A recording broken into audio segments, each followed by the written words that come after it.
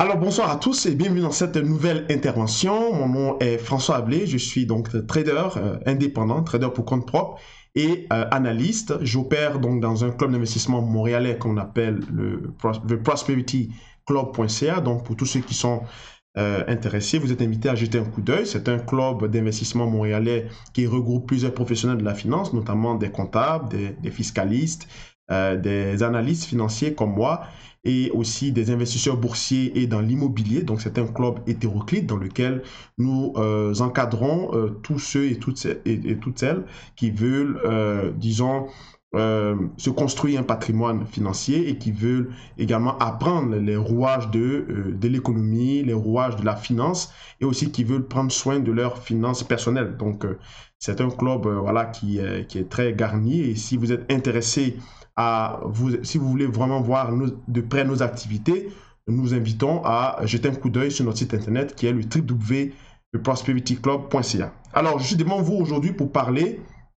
de cette étude, cette recherche qui a été publiée par le professeur Sylvain Charlebois, puisqu'elle concerne tout le monde, elle concerne les Québécois, les Canadiens français et les Canadiennes françaises et tout le monde. C'est une étude donc qui parle de notre quotidien, c'est-à-dire et à travers cette étude qui a été publiée le 4 décembre, il estime que les prix des aliments, donc le prix de la nourriture de façon générale sur tout l'étendue du pays, va augmenter de 4 à 6% à partir de 2020. Donc, à partir du 1er janvier 2020, les prix de votre épicerie vont augmenter. D'accord? Et cela a des répercussions, bien sûr, sur la qualité de vie des personnes des plus fragiles, de ceux qui ont, disons, un seuil de revenus très limité. Voilà pourquoi je fais cette vidéo pour en parler, parce que ça concerne grandement le citoyen moyen. Alors, le professeur émérite, monsieur Sylvain Charlebois, donc, qui est professeur à l'université de Dalhousie en Nouvelle-Écosse, je crois, à Halifax, et qui a collaboré avec des chercheurs en Ontario, de l'université de Guelph, ont publié cette étude-là qui montre clairement que les prix des aliments, les prix de l'épicerie vont augmenter. Alors, déjà, il faudrait savoir que la plupart des éléments, il existe les éléments les plus volatiles en matière d'évolution des prix. Il s'agit de la nourriture et de l'énergie. D'accord? Donc, les prix de l'énergie et les prix de la nourriture sont les deux prix en termes de facteurs économiques ou agrégats économiques les plus volatiles. Voilà pourquoi quand on veut faire des études, on va pouvoir un peu la substance réelle ou nette d'un facteur économique, on est obligé d'exclure ces deux facteurs parce que c'est pour plus mesurer vraiment l'impact réel sur l'économie. Et la nourriture, bien sûr, et l'énergie sont corrélés à le pétrole. Et vous n'êtes pas censé savoir ou censé ignorer qu'il y a actuellement une sorte de flambée des prix du pétrole et donc cela a des répercussions directes sur les aliments parce que ça entraîne une spirale inflationniste. Donc ça c'est le premier cas, ça entraîne une spirale inflationniste. Dans le deuxième cas aussi, ça amène bien sûr les producteurs à donc ajuster les prix en conséquence dans leur production des aliments. Le professeur Sylvain Charlebois s'est plus concentré sur des facteurs climatiques, sur des facteurs, on va dire, géologiques, des facteurs environnementalistes. Il a même parlé de la taxe de carbone dont l'effet qui était redouté est quasiment inexistant à cause bien sûr en lieu du prix. Du prix du pétrole qui est donc le symbole en quelque sorte de cette augmentation, de cette forte augmentation de 4 à 6%. Et cela va représenter à peu près 12 670 dollars en termes de moyenne que le citoyen ou le Canadien moyen va dépenser. Donc, par rapport à l'année dernière, ça va amener à peu près une augmentation de 490 dollars de plus que nous allons sortir de nos poches pour pouvoir se nourrir. Notamment, on mesure le plus grand, c'est-à-dire le facteur qui a eu le plus grand impact sur cette étude, c'est le prix des légumes, d'accord, et le prix de la viande, effectivement. Vous comprenez? Parce que au niveau des légumes, ben, les process de fabrication, les process de production des légumes et ainsi que les mises en magasin, en emballage, à cause des, on va dire, des taxes qui sont sur l'environnement au niveau des plastiques, ça amène donc des répercussions sur les détaillants qui vont devoir ajuster leur prix en conséquence et donc cela va pousser justement le consommateur à dépenser un peu plus pour se nourrir, donc, ce qui est logique. Donc ça, ce sont les arguments que le professeur Sylvain Charlebois a évoqués, qui sont quasiment les plus grands facteurs qu'on va percevoir, c'est-à-dire qu'on va ressentir directement, nonobstant le facteur pétrole, puisque moi je m'intéresse à ça, puisque ça fait partie de mon domaine d'analyse et d'études en tant que trader et analyste en macroéconomie, d'accord? Alors, je regarde, vous avez devant vous ici le graphique du dollar canadien, puisque le dollar canadien, donc la monnaie ou la valeur de la monnaie qui est le dollar canadien, est bien sûr sujet de corrélation avec le pétrole. Le pétrole, lui, qui est dans une sorte de poussée de flambée inflationniste, compte tenu des facteurs géopolitiques. Récemment, vous voyez l'actualité avec l'Iran et les États-Unis. Donc, cette question d'offre et de demande qui monopolise donc essentiellement l'évolution des barils du pétrole va amener la valeur du dollar canadien à se stabiliser, voire à monter. De toutes les façons, depuis l'année dernière, le dollar canadien était la monnaie la plus recherchée par le marché à cause justement de ces détails, de ces facteurs géopolitiques et également de cette question d'offre et de demande, parce qu'il y avait des quotas du côté du groupe de Vienne, donc en Autriche, qui avait monopolisé une sorte de quota sur l'offre de la production du pétrole. Et cela avait donc poussé les prix du pétrole à la hausse. Et en fonction de ça, cela aussi aura des répercussions, bien sûr, sur l'immobilier. Donc, c'est là où les particuliers, ou disons, les consommateurs moyens canadiens, francophones ou québécois sont visés, parce que non seulement le prix de l'alimentation va monter, donc on va se nourrir et ça sera encore de plus en plus cher. Au-delà de ça, le prix du pétrole qui va augmenter le prix de l'immobilier, parce que quand le prix de l'immobilier, quand le prix du pétrole augmente, c'est-à-dire que au niveau des logements, les propriétaires aussi vont devoir ajuster leur prix en conséquence, puisque la cible inflationniste de la Banque du Canada, qui tourne autour de 2%, on va le voir tout à l'heure, doit être à peu près ajustée similairement avec le niveau général des prix, d'accord?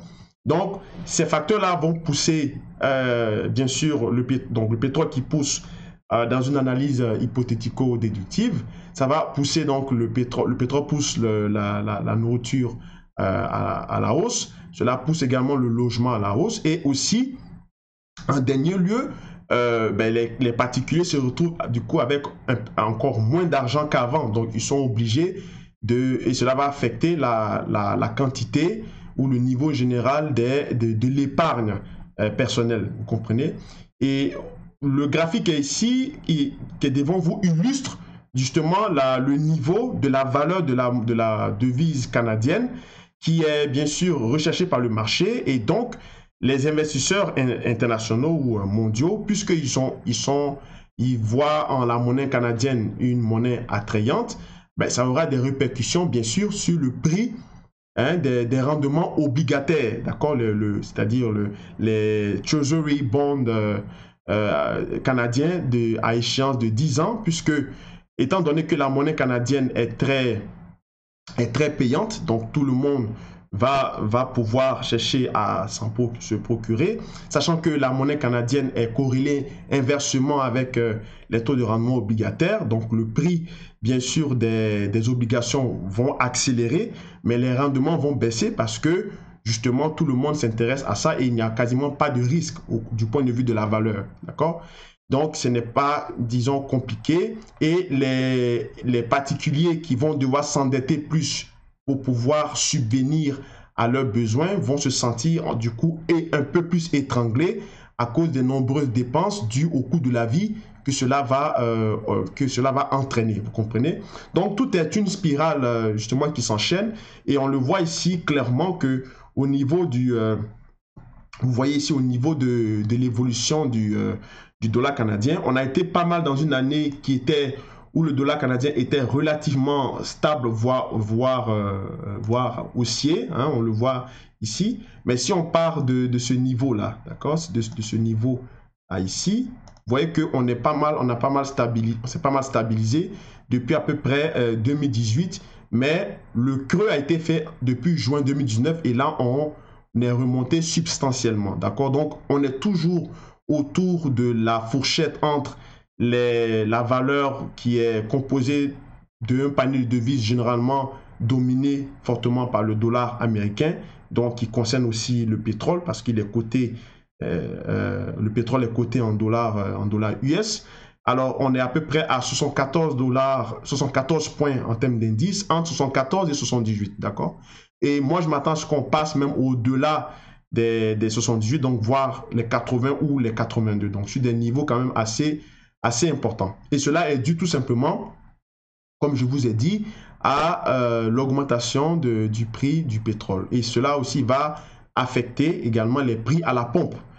Donc le ménage canadien non seulement verra son portefeuille diminuer à cause de son épicerie, s'il doit s'acheter une maison, ben, les taux hypothécaires, puisque le prix du pétrole augmente, donc le rendement obligataire, comme je vous ai dit, vont diminuer, alors les banquiers vont chercher à plutôt donner des taux d'intérêt hypothécaires préférentiellement neutres, voire, disons, stables, et non pas chercher à les baisser, puisqu'ils savent très bien que sur le long terme, cela aura des répercussions justement baissières sur le prix hypothécaire.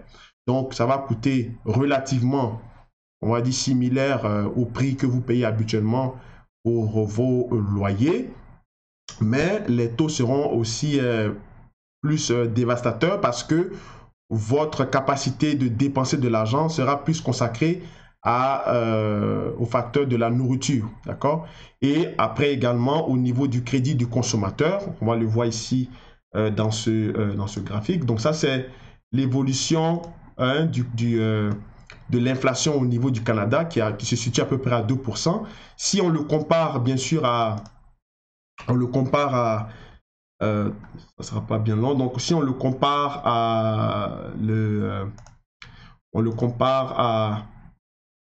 je vais mettre tout à l'heure le crédit de consommateur, donc vous allez voir que c'est voilà, le crédit de consommateur. Vous voyez que l'évolution du crédit du consommateur est très significative par rapport à l'évolution de l'inflation, généralement au Canada. Donc, c'est normal.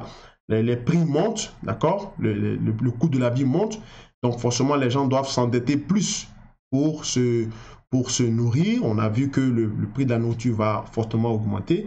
Et aussi, ces facteurs-là sont de façon conjoncturelle, c'est-à-dire ça peut durer sur souvent des périodes de 6 mois, voire 1 an, parce que ça affecte directement le pouvoir d'achat des ménages, vous comprenez?